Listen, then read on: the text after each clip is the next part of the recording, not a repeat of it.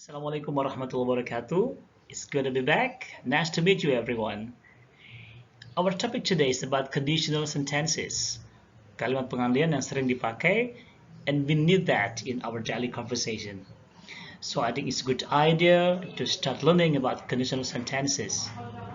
Maybe you have got this material before in a grade 1 or grade 2, but we are going to remember it again, and I just want to remind you that this conditional sentences is very important.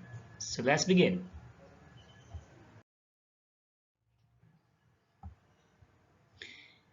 There are three types of these tenses. Jadi ada tiga tipe untuk kalimat conditional atau bersyarat ini. Conditional sentences are sometimes confusing for learners of English as a second language. Yeah, sometimes we are confusing, but let's make it clear. There are three types of these conditional sentences. Number one, type 1 is condition possible to fulfill.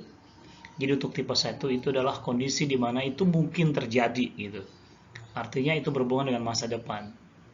Mari saya beri gambaran. Jikalau nanti saya jadi lurah, saya akan membangun desa ini. Itu tipe 1. Jadi the possibility is maybe happen. Mungkin terjadi. Type 2 adalah condition in theory possible to fulfill. Dia berlawanan dengan masa sekarang. Seandainya sekarang saya ini punya duit banyak, saya berikan banyak hadiah buat kamu. If I had much money, I would give you more presents. Jadi dia berlawanan dengan masa sekarang dan itu tidak mungkin terjadi. Berandai-andai, seandainya sekarang dan sebagainya. Dan tipe ketiga adalah condition not possible to fulfill. Dia berhubungan dengan masa lampau. Jadi mungkin kemungkinan terjadi semakin tidak ada. Kalau seandainya dulu, gitu ya. Kalau seandainya dulu saya adalah mahasiswa yang pintar, mungkin akan juara 1. Jadi faktanya dulu saya tidak pintar dan dulu saya tidak juara 1. That's the opening of type 1, 2, and 3. We are going to learn it deeper. Okay? So here we go. This is the form. Ini adalah bentuknya, jadi hafalkan baik-baik. Type 1, Type 2, and Type 3. Dalam kalimat conditional, there are two clauses. Ada dua klausa. If clause adalah klausa yang diawali dengan kata if atau jika, dan main clause adalah klausa utama. In type 1, we use if clause in a simple present. And main clause adalah menggunakan will and future or model plus infinitive. Jadi pada tipe 1 ini kita menggunakan simple present. Remember that? Simple present, subject verb number 1, if clause-nya subject verb number 1. Dan main clause-nya adalah will, kemudian future or model infinitive. Will bisa diganti dengan model infinitive seperti can, may, dan sebagainya. Type 2 adalah menggunakan simple past in a clause. Simple past, remember, subject verb number 2. And main clause-nya adalah would plus infinitive. Infinitive itu adalah kata kerja pertama tanpa to.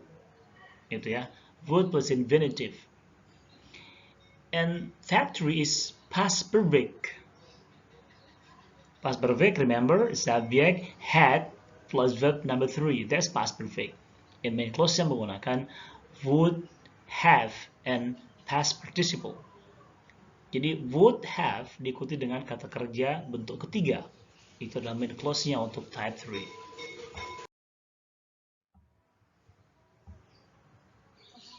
So let's see the example.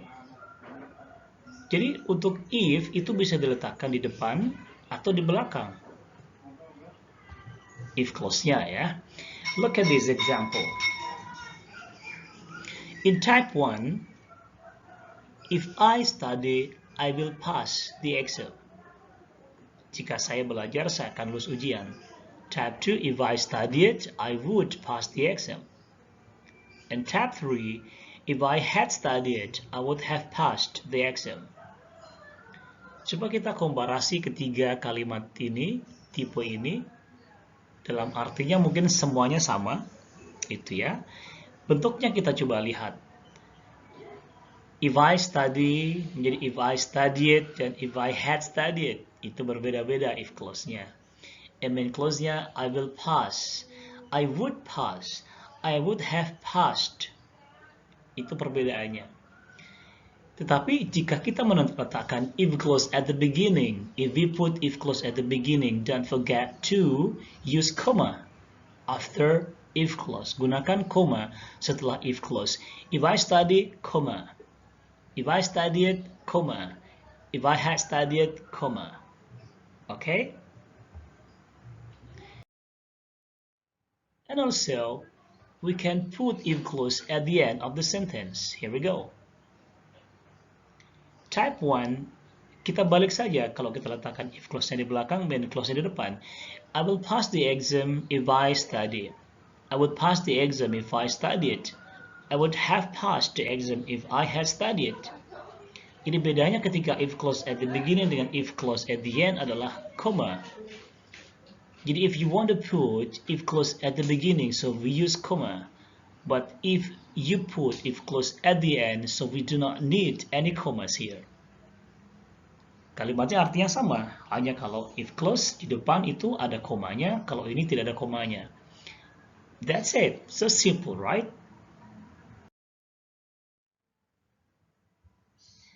So let's see here. We learned about affirmative and negative sentences. Sebenarnya kita udah pernah belajar topik ini pada grade sebelumnya, and that's why I don't want to focus on just like the function or maybe the form, but we just want to remind you again about this material. Let's focus on type 1. Pada bentuk affirmative atau positive and negative sentence.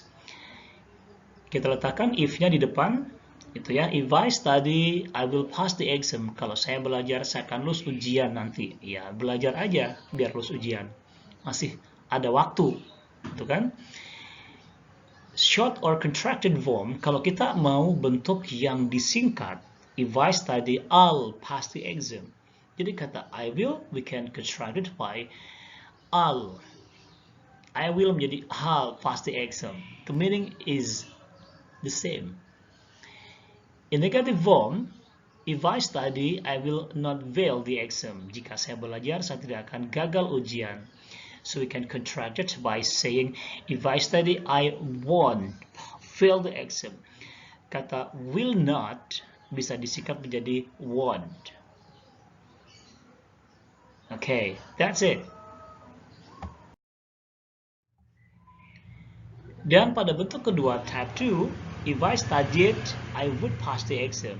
Kalau saya sekarang belajar, saya akan lulus ujian. Kalau saja saya belajar gitu lah, saya akan lulus ujian. Faktanya, I don't study. So I do not pass the exam. Okay, anyway. Positive form, if I studied, I would pass the exam. If I studied, I'd pass the exam. So we can contract. Kita bisa menyingkat kata would. I would menjadi I'd. Lihat kalimat negatif di bawahnya. If I studied, I would not fail the exam.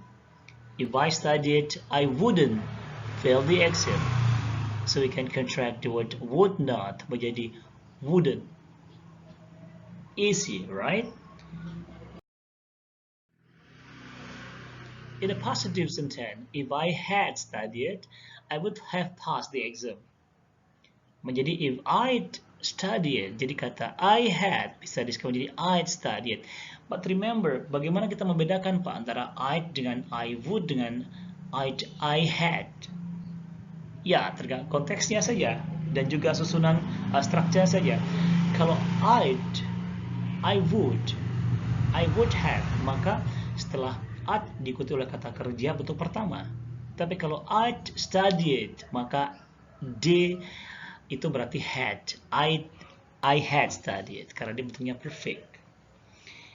Let me repeat again. If I had studied, I would have passed the exam. Menjadi if I'd studied, I'd have passed the exam. Ada I'd-nya dua kan? I'd had dengan I would. Itu ya. Jadi kalau I would sekali lagi diikuti oleh kata kerja pertama have misalnya I would have passed the exam. Kalau misalnya I had maka diikuti kata kerja bentuk ketiga.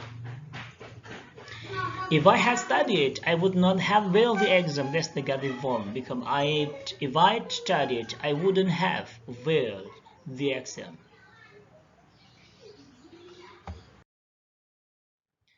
We can substitute could or might for would. Kita bisa menggantikan kata would tadi yang kita pelajari menjadi dengan kata could atau might. Should, may, or must are sometimes possible too, tapi jarang dipakai bentuk should, may, or must. Example, I would pass the exam. I could pass the exam. I might pass the exam. I may pass the exam. I should pass the exam. I must pass the exam. It means that we may use other model, tidak harus menggunakan kata would atau will, but we may use others seperti kata could or might dan sebagainya. So let's try this. Which one is correct? If I were you or if I was you. Normally, kalau normalnya kita menggunakan I was karena I, she, he, and it itu tubuhnya was kalau pas. Kalau were dipakai untuk jamak. But in conditional sentence, there's something special about this. The word were in the phrase if I were you is special form. Jadi bentuk were pada frase if I were you, seandainya saya jadi kamu, itu spesial banget. It is known as the subjunctive mood. Jadi pada bentuk if I were you itu ada semacam mood subjunctifnya, pengandaiannya. Case-nya lebih kepada pengandaian, bukan kepada bentuk past begitu. Nah, anyway, jadi sekali lagi bahwa apapun subjeknya, pada kalimat conditional untuk atau tipe 2 atau type 2, we use were. If I were you, I would do the test as soon as possible. If I were you, I would be the president of this class. If I were you, I would take that chance. So today, you also find the phrase if I was you. Tapi sekarang ini banyak sekali kita ketemu juga ada orang menggunakan if I was you, bukan if I were you. Bagaimana itu? Iya, bahasa itu berkembang. Here, pada kata if I was you, first if I was you, her simple past form of be is used. But there are people who say that this phrase is incorrect and would never use it, mainly American. Tapi untuk yang mengatakan if I was you itu lebih kepada bentuk past aja. Sementara mood subjunctifnya pengandaiannya itu kurang. Jadi orang menghindari ini. Jadi mereka lebih prefer untuk menggunakan if I were you than if I was you. Especially American. American said that if I was you is incorrect. But other people use that. Ya, mungkin kita bisa pakai dua-duanya one day. But in this case, it is a good idea to use if I were you, not if I was you. Nah, if I were you, I would phone him. Kalau saja saya jadi kamu, saya akan nelpon dia. Ini ada subjunctifnya.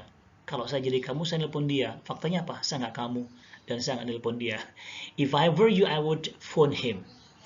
If I was you, I would phone him. Sama kalimatnya. Tapi ini lebih kepada simple past kalau kita menggunakan was. Jadi, untuk subjunctif pakailah were. So guys, thank you so much for today. The test akan kita bagi di form yang berbeda. Have a great time. Assalamualaikum warahmatullahi wabarakatuh.